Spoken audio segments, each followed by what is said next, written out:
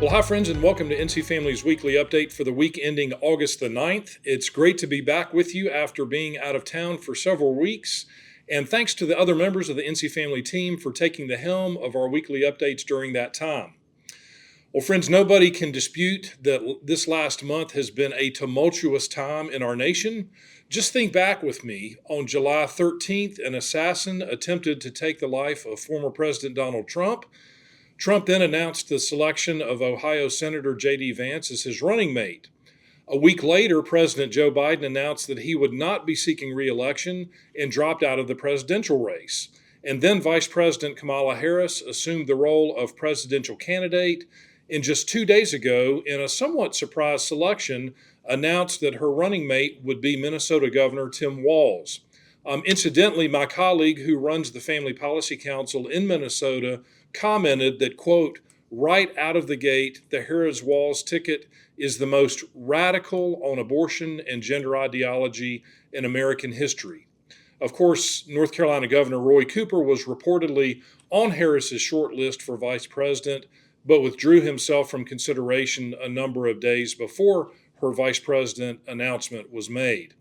Well, with all of this and much more going on in the political realm, you may feel like you're being pushed and pulled in lots of different directions and that it's really hard to make sense of it all. Well, I want to let you know that NC Family is here to help. And as we have done for the last 2 decades, we are working diligently on our general election voter guide. We're currently surveying over 400 candidates who are running in North Carolina for U.S. Congress, for governor and council of state seats, for the state Supreme Court and Court of Appeals, and the entire state legislature, both the state Senate and the state House.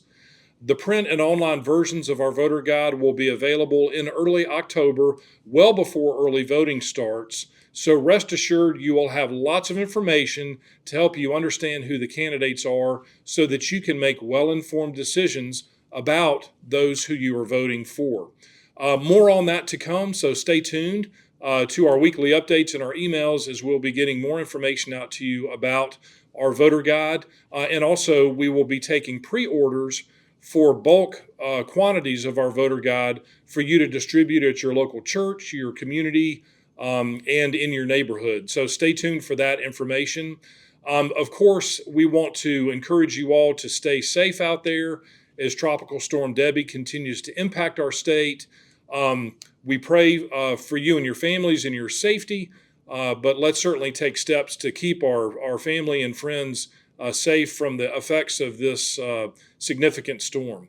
Well, friends, we'll see you next week. We appreciate, as always, your support, for your prayers, and just your involvement with the NC Family Policy Council. So God bless you and your families, and we will see you next week. Thank you.